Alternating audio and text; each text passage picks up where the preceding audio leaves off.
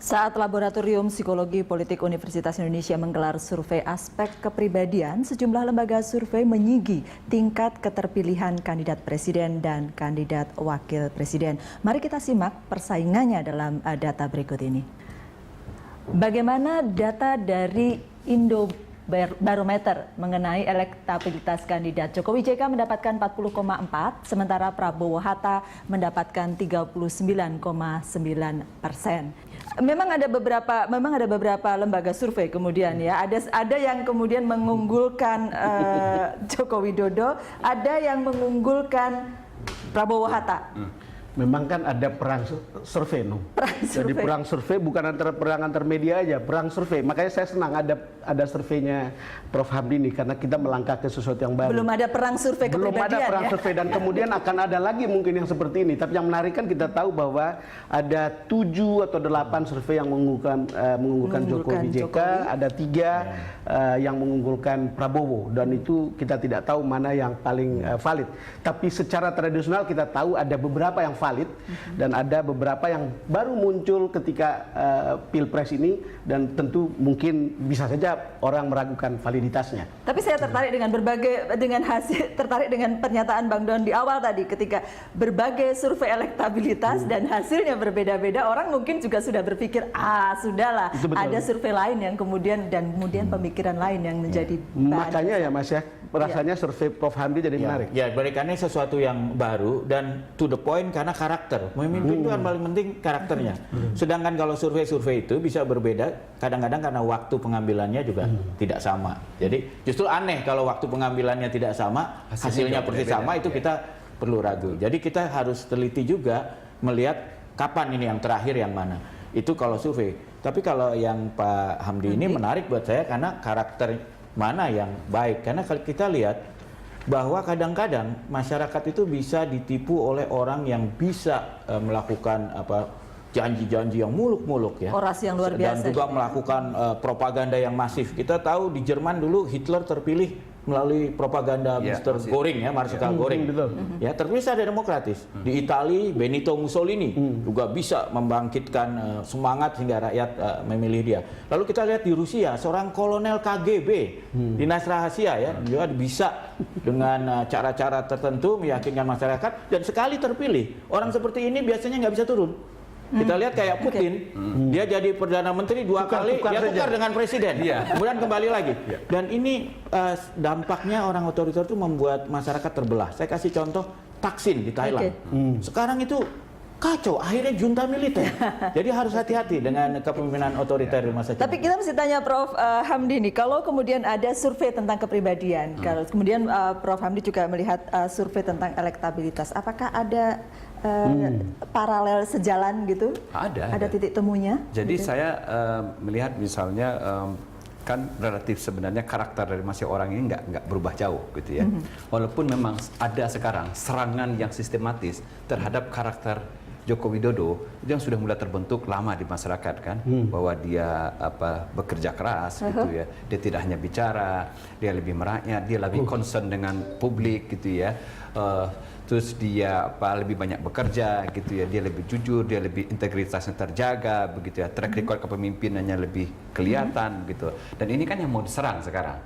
Mungkin menurut saya ada juga pengaruhnya, tapi saya yakin ya ketika kita misalnya telah membedah secara psikologis, ternyata itulah karakter yang aslinya. Saya menghimbau masyarakat ya memang begitulah hasilnya begitu. Tapi kalau kemudian pasar melihat gitu. Kalau saya sih melanjutkan tadi marketing ini berubah sesudah ada internet.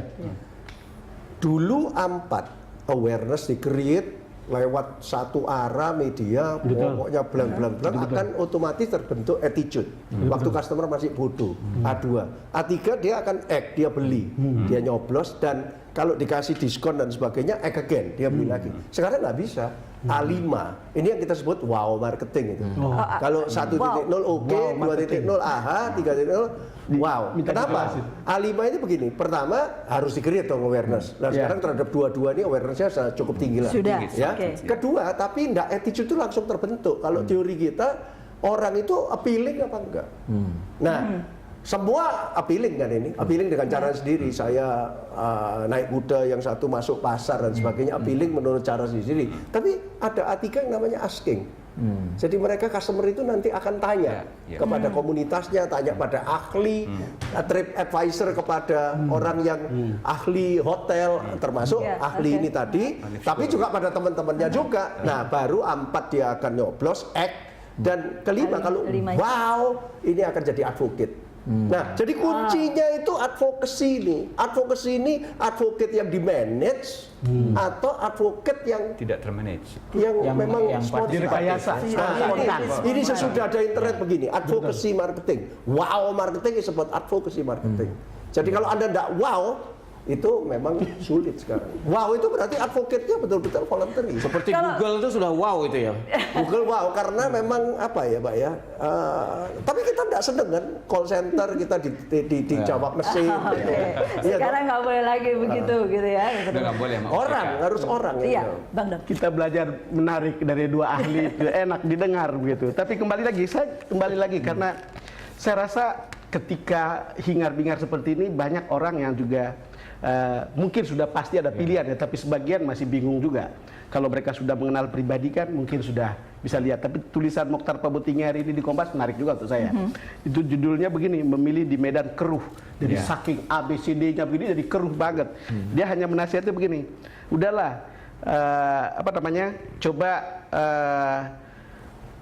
cari rekam jejaknya, teliti betul rekam jejak, kemudian simak dengan sesama asal-usul koalisinya, dagang sapi apa enggak gitu. Waspadai rekam jejak yang kontroversial secara luas. Lalu amati sinergi antara pasangannya, capres dan cawapres dan lain-lain.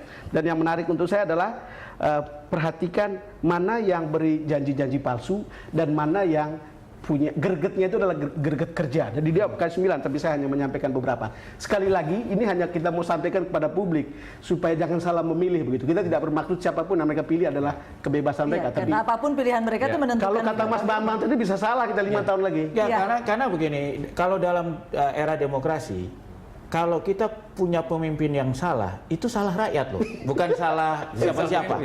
Itu benar. Jadi rakyat itu bertanggung jawab. Memilih ya. Apalagi sekarang pemilihan langsung, pasti salah rakyat. Gitu, bukan Jadi siapapun mesti diterima. Makanya kita harus memberikan informasi yang sebaik mungkin, sebanyak mungkin, yang lebih sevalid mungkin ke publik. Nah, dalam hal ini posisi Laboratorium Psikologi Politik hanya memberikan kontribusi sesuai dengan ilmunya. Inilah ilmu kami dan inilah karakter dan kepribadian dari orang-orang yang sedang berlaga hari ini. Itu yang akan Anda pilih. Silakan Anda cermati begitu. Kalau kita sudah sampai bagian akhir, saya boleh minta closing statementnya. Pesannya untuk para pemilih, Pak Hermawan. Ya, pesan untuk para pemilih di era Sama seperti mau membeli sekarang sesuatu. ini yang kita sebut Indonesia baru. Karena sejak 16 tahun yang lalu kan sudah vertikal ke horizontal, eksklusif, inklusif, individual, sosial, ditambah internet lagi. Mestinya ya nanti jangan sampai keliru gitu ya. Trennya kemana gitu ya toh.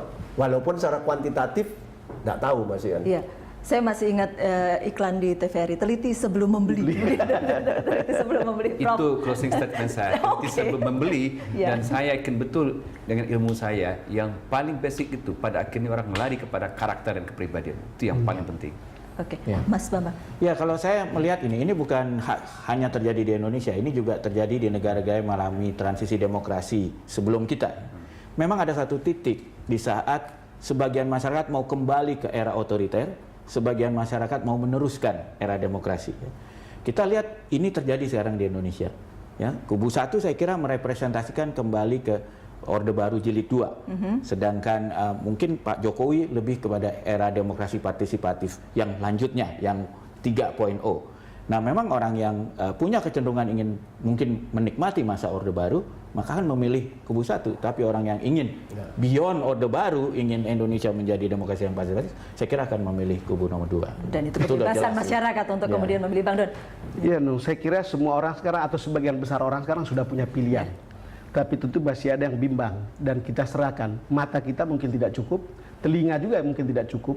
Mungkin ada yang mengatakan mata hati kita masih punya begitu untuk memberikan pilihan yang benar begitu untuk Pilpres 5 tahun untuk 5 tahun yang akan datang. Iya, hasilnya masih kita tunggu 9 Juli mendatang ya.